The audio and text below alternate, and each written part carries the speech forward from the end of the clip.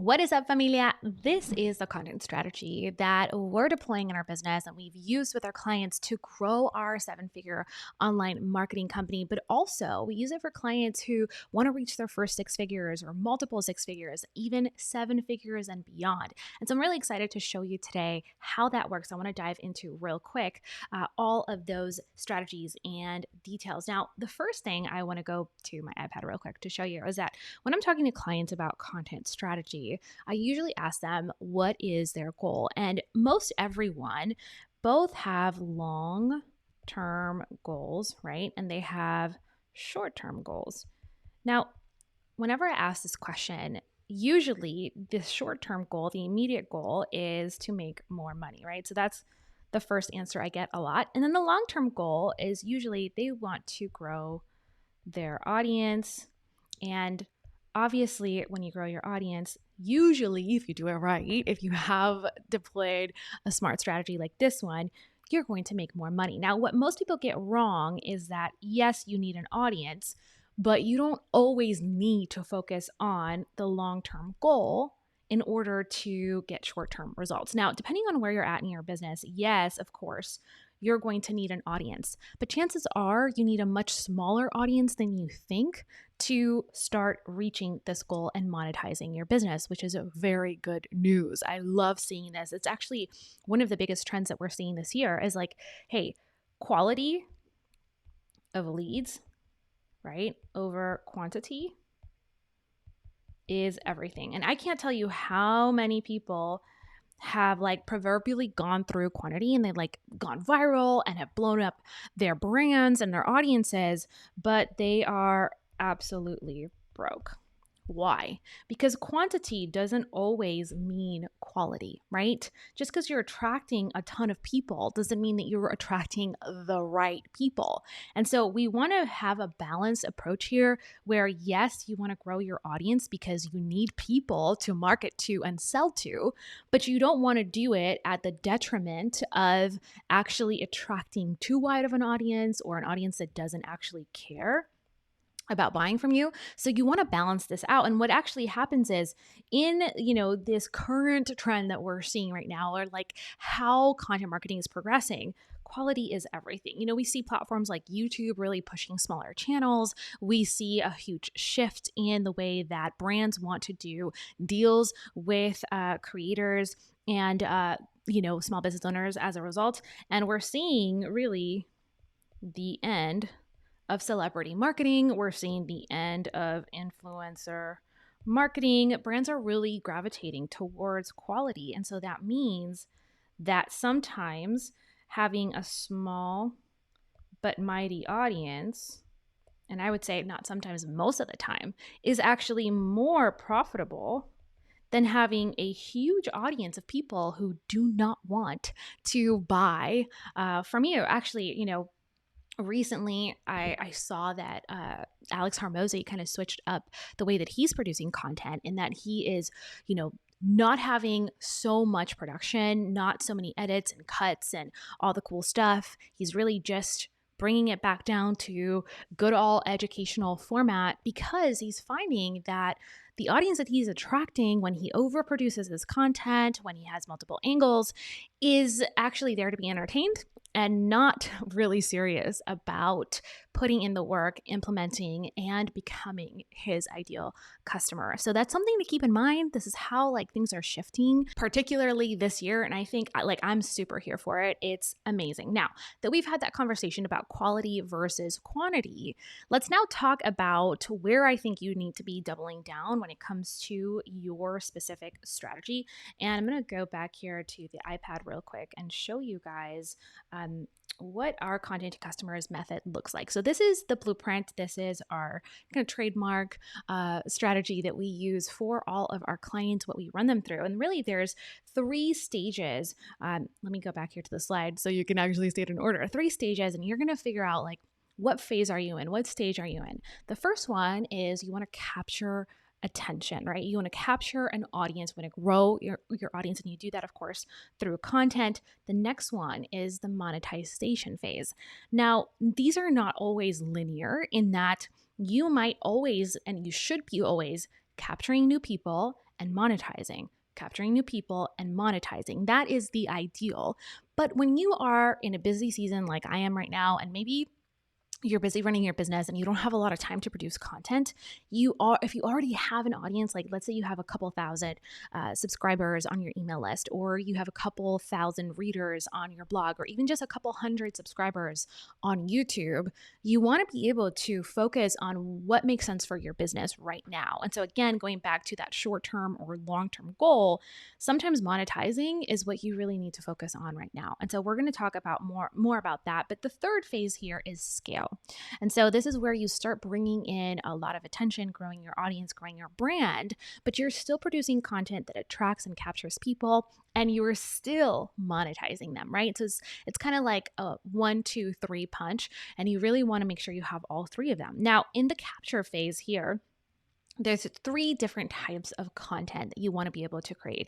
Number 1, you want to create content that attracts people, right? This is kind of your broader, more quote unquote viral-ish content. I hate that word because that should never be the goal. I can't tell you how many of our clients go viral and it does nothing for their business. It actually just brings in a bunch of random people that are not interested in the rest of their content. And so what we really want to think about in terms of content that attracts people and captivates them is we're just funneling them down and building the relationship. So the next step is connection content. And with your connection content, you're doing content just like this, right? You're adding value, you're showcasing your expertise, you're building your authority, you're getting people to know, like, and trust you. And that kind of content is a little more specific, right? This is where you're going to get into maybe a little bit more of the nitty-gritty of the behind the scenes of how you help clients. Like this video, for example, you might show people your framework,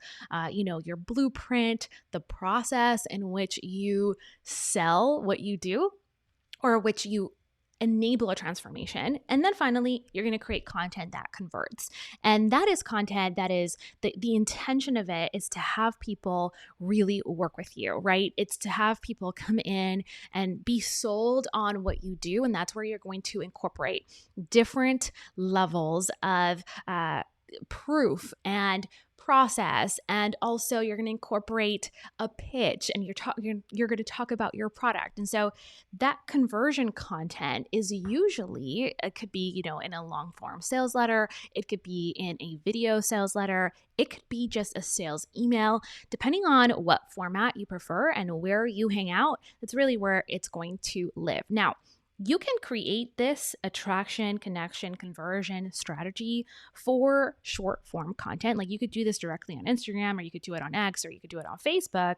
But the reality is, in my opinion, there is nothing more powerful to sell, to captivate the right audience, to bring in the right people, to really focus on quality and not quantity than long form content. And long form content is where we're going to live this year. This is where we're transitioning all of our clients. I have been a huge advocate of long form content for a very long time. It's what I do. It's how we have grown 2 7-figure businesses. And we've shown our clients, like, for example, we just had one of our clients, Nikki, and she runs a multiple 6-figure business straight from her blog. I mean, she's an incredible dietitian, a registered dietitian. She's such a smart practitioner, and she has some of the most cutting edge technologies that she incorporates into her wellness practice. But what I love about Nikki is, like, she has simplified her content strategy significantly. And last year specifically, she was like, Kim, I feel like I'm going to drop Instagram. It's not really doing anything for me. The blog is what's driving the business, and I feel like I need to double down there. I was like, listen, please go with God. That is exactly what I would do. And doubling down on something like a blog, something like a YouTube channel or a podcast, depending on where your people are at, and where you feel like you can be consistent, it's everything. And here is why we love using long form versus short form content, because I don't think that there is a substitute for for long form content. Okay, so let's talk about long form versus short form content. Okay. This is how I like to explain this to clients. I feel like long form content is really where you are attracting people who are serious about dating. Whereas short form content, it's so quick. It's so to the point, it takes a much longer time. And I personally see short form content like Tinder.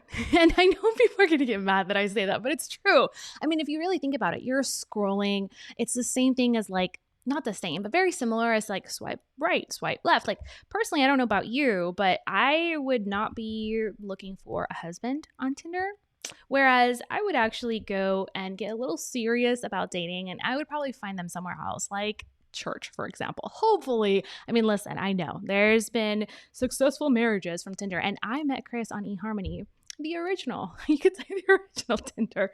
So I have no problem with online dating, but the problem is this tends to attract a totally different demographic, right? And it doesn't mean that you're not going to be able to find people on social media and that short form doesn't have a place, but it's like bite-sized kind of teaser content that doesn't always bring people in who are super serious. Now, you should be using short form content that leads to your long form, but you shouldn't just start here and end there. And most people are just doing short form content. And so there's never like that next step to invite them to kind of date you a little bit through your long form, get to know you better, build the relationship, and then slam dunk the proposal, right? Which is the pitch. Like, hey, do you want to get married? That's basically what you're saying when you're asking someone to become a client or a customer. Social media is the party, and you want to think about how do you move people away from the party, right? And take them to a place where you can talk and get to know them. You want to think about, hey, let's have a coffee date. Let's progress in our relationship if we're using the dating analogy or the metaphor. And that's what long form content allows you to do. Now, before you worry about this, I want to show you here, and we'll fast forward a couple of slides so I can show you the content funnel. But essentially, this is why we love using long form. And I teach this inside Content Calendar System 2.0. Pillar content is really your core platform. And from that pillar content, that long form content, you then actually can create micro content or short form content. That's where you can actually take your video, your blog, your podcast, and break it down into, hey, some shorts for YouTube or some reels for Instagram or some carousel posts for Facebook or even, Pinterest pins. If you're on Telegram, maybe a couple messages there. If you have email, there's so many things that you could do when you start with long form content. Not only is it more monetizable, it's also an incredible way of filling up your content calendar with short form content. And then you get to redistribute that, right? You get to recycle that. You get to post it again because people on social media platforms where we produce short form content, they have a very short memory. Most of them don't even see all of your content. And so it's totally cool and something I would highly recommend for you to actually recycle that micro content that you produced from long form. So that is my spiel. That's my philosophy on long form content. Now, going back to, okay, how do we actually implement this strategy? Let's say that we are trying to figure out, like, what are we going to be creating? Cool. We're sold on long form content. What do we do next? Well, for me, I really want to think about how do I build this into my busy schedule, right? I'm running a company with my husband, Chris. We have 3 coaching programs, courses, workshops. There's at least 4 live events that we have to attend every month. It is busy. And so I don't have a lot of time to create content. And if we kind of follow that same process, right, that I showed you in the graphic before, where we have content that attracts, content that connects, and content that converts, where do you actually spend the majority of your time? Well, that's going to depend on where you're at and what your goal is right now, right? If your goal is to build a big audience, then you're going to focus, or a audience, right? You might be just getting started. You want to focus on content that attracts. And so maybe 80% of the time, you're going to be creating this kind of content. And this content is a little broader. You're maybe going to start looking at like search terms. If you're doing a blog, you're going to be creating content that is more appealing to the wider market. Not necessarily to say you're going to go beyond your niche, but you're going to actually create more content that appeals to people that are in your niche, but isn't necessarily going to be touching on like the meat and potatoes of what you do in terms of your process, your unique mechanism, your framework, your blueprint, your secret sauce. And so that is attraction content. This is the stuff that, for example, on our YouTube channel, like people love hearing about creating a content calendar. They love tutorials for tools, right? How to do that. And they also, again, just with research, I know what kind of content appeals to the general audience.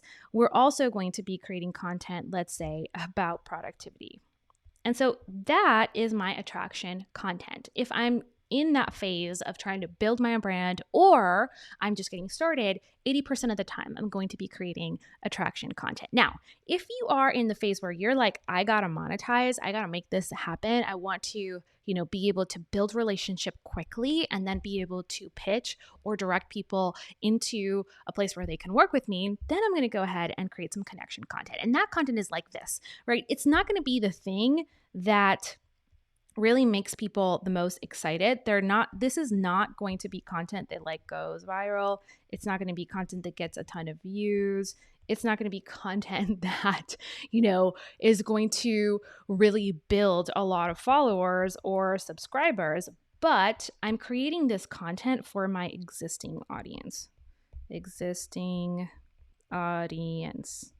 And then as a result of that, I'm going to build in the relationship. Maybe this content is a little bit longer. Maybe I'm spinning some of the content, for example, creating a content calendar, right? And I'm going deeper into that topic, just like I am in this video. So I'm showing you, hey, it's not just about filling your calendar with a ton of posts. It's about understanding what kind of content you need to be creating that'll move the needle and push people into your next step, right? Whether that's watching your VSL, watching your webinar, booking a discovery call, what is that next step in your sales process? So that is the the connection content. And so for here, maybe I'm going to talk about content strategy. And for you, I would love for you to think about what that looks like, right? How could you showcase what you do behind the scenes, your mechanisms, again, the blueprint, the process, the thing that is your secret sauce. I might also go in here and I'll talk about deeper topics that might not be super popular for my audience in this phase right here, right in the attraction phase. But I will talk about email marketing related to content, important. It's all about actually helping you monetize, but it's not necessarily something that's like everyone is so excited to learn about email marketing. You know what I mean? Less people are going to see it. I'm doing it for my audience, but it's going to be really important. Also, I might also bring in here some philosophy content. Like, hey, I'm going to talk to you about why you should not try to be an influencer, a YouTuber, a content creator if you're a business owner, because that defeats the whole purpose, right? As a business owner, you're really looking to grow your business. As a content creator, your main focus is to build your brand. And so sometimes it's confusing because as business owners, we also want to build our brand because that leads to more sales, but we don't always know which one to do. And so hopefully this video is like giving you a ton of insight and a ton of value. And we're building the relationship where at some point you might want to go and watch one of our profit masterclasses so you can dive into this topic deeper so you have an actual strategy, or you might be able or want to go out and watch more of our videos on the channel or work with us one-on-one in one of our group coaching programs. So see, that's the difference between content that is more surface level, that attracts a larger pool of people versus content that is more relational. Now, in this category too, I wanted to mention, you could also think about maybe a different type of content. So the format might be different. And so for here, it could be, a podcast, again, a little bit longer than maybe if you just create YouTube videos. Or it could be, if you're not in the video game, it could be a blog or a podcast episode that's about a topic like we mentioned here, right? That's a little bit more advanced, a little bit deeper, more targeted to the person that you're trying to speak to. Because remember, it's super important that you're calling out your ideal person. I know that in my business, the people who live here in the attraction phase that are excited to consume this content aren't necessarily going to be people who are ready to purchase from me now. That doesn't mean they're not my ideal client or my ideal customer at some point, but they're going to be less likely to love this video and engage with it if they're not in the phase where they're really actively looking for someone to sit down, give them strategy, give them clarity, give them direction. And so they're not necessarily going to join one of our coaching programs, but they might join one of our templates or buy something that's a little bit more low ticket. Do you see how this is like building essentially your content funnel without necessarily looking at all of what you could accomplish in your online business? Okay, finally, let's go into the conversion phase. And this type of content is absolutely designed to just seal the deal in your audience's mind. It's supposed to help really build a lot of proof, right? Proof. It's also supposed to showcase more of your process, and there should be a pitch involved, right? So 3 Ps, really important to kind of understand what these 3 things do. And what I love about content that converts is you don't have to do it very often. And by the way, I forgot to mention something. If you're in the phase where you are trying to build your business, right? You're trying to grow your business, 80% of the content that you create should be for your existing audience, right? That should be mostly what you do. And then 20% of it can be here in the attraction phase. Now, technically this ratio isn't perfect, right? Because we could also just create connection content and conversion content, and we can split it more evenly. So for those of you who are math nerds, but it kind of gives you an understanding of where to focus, right? Where to kind of plant your flag, so to speak. Now, let's talk about conversion content. How often do you do this? You really don't need to do this often. I would probably say 5% or less of the time you're going to be creating conversion content, not because of any other reason. And this is, of course, depends on the kind of format that you're using, but it's just not necessary. Why? Because once you have some conversion content, and this is usually in the form of, let's say, a video sales letter, maybe it's in the form of a long form sales letter, maybe it's a sales focused blog, right? So it's a BSL, it's a blog sales letter because we teach that and we do it too. It's awesome. It's basically very informational. You're adding a ton of value. You're adding proof. You're showing your process, and then you're pitching at the end, right? So it's awesome. Now, this could also be, if you're using email, you should be creating emails that sell, emails that convert, same thing, right? The beauty of this is most of the time you can just create this once or twice and then send people from this content here that connects. The call to action could be, hey, watch this video next. Hey, if you want to go deeper into this, sign up for my masterclass or read this blog next. What's awesome about this is it usually happens within the platform. So I could send you to my video sales letter on this YouTube video and say, hey, I want to go deeper into this. If you want to figure out the 5 secrets of creating content that converts, go check out my Content to Customers masterclass. It's right here. Link to it. Boom. Now you're watching that video next. And that is part of my conversion content. Does that make sense? Now, what I love about this too is that because it's kind of all feeding into each other, as you create content that attracts, you can also start sending people to content that connects. And from there, content that converts. Now, I have to give a huge shout out to my YouTube coach, Nolan Molt, who is absolutely amazing and taught me the framework, the essence of this. We already teach something very similar in our methodology, but what I loved about his strategy is that he basically tells you to build it in. And I had never thought about it that way, where you're essentially sending people from the attraction category with a call to action directly to connection content. And then from connection content, you can say, hey, come watch my conversion content. So I kind of always taught it in a way that naturally that's the progression, but never thought about like, oh yeah, of course, I should do calls to action that lead to this. Duh. I've only been doing this for a decade. So thank you, Nolan. You're amazing. And guys, if you are trying to grow a YouTube channel, go follow Nolan. He's incredible.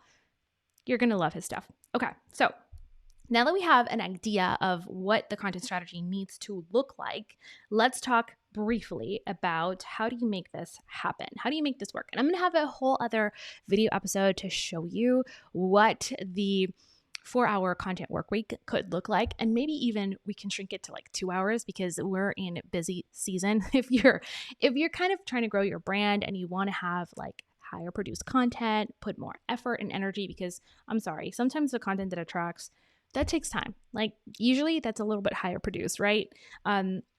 If you have the time and the bandwidth to like dedicate 4 hours, awesome. I'm in a season where like I got to get it done in like an hour or less if I can a week. And let's talk about that process. What is the frequency? How often should you be doing it? So you always want to start with at least one time a week, right? Frequency, one time per week. And that's for your long form content. Now, hear me out. You should be dedicating 1 to 2 hours a week to produce that content from start to finish. And there's so many hacks and ways in which you could wing your podcast instead of scripting it. Same thing, have bullet points for a YouTube video like I do this one and not actually script the whole thing. Have minimal to no editing and just release it. That is kind of the season that we're in content, which is amazing. People want raw and not highly produced, and I'm here for it because it means it's easier for business owners like me to get it done. And then you want to spend, if you don't have a VA like we do, we have a content manager. She's amazing. Belle, I love you. She edits our videos and she also clips everything and then she distributes it on social media. But if you don't have someone like Belle yet, because you're going to grow into it, then you could use the next hour and you're going to be doing this and you're going to distribute that content on social media or whatever short form. Like if you want to double down on YouTube and you want to do shorts, beautiful. Here's the thing though, this strategy only works if you are into simplicity. Like you cannot be on 7,000 platforms, nor should you be unless you're in the attraction phase and you have a full-blown team who can distribute all of that content for you.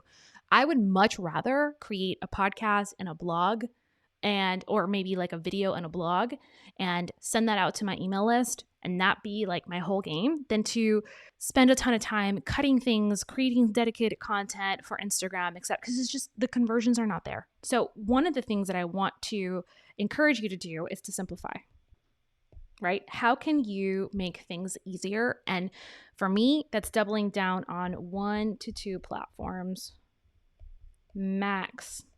Ideally 1. And for me, YouTube is that place. I can also at any time say, hey, I want to double down and grow my podcast, and this is the season for that. Of course, there will be seasons where we'll bring in a team and really explode our brand with a lot of distribution on multiple channels, kind of like Alex Hormozi style.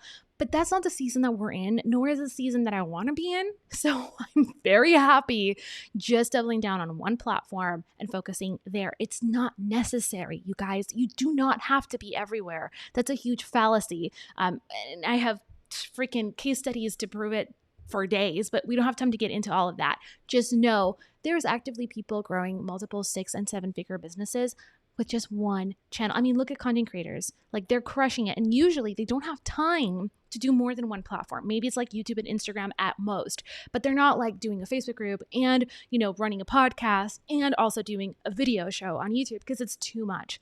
So I hope that this video built a ton of value for you. I hope that it's built connection because that's what it's designed to do.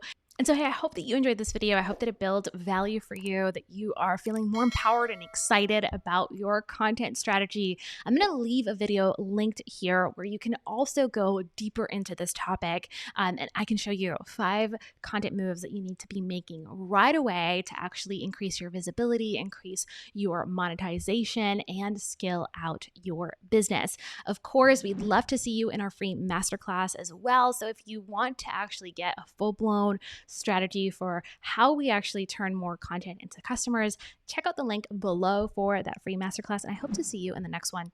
Un beso. Bye for now.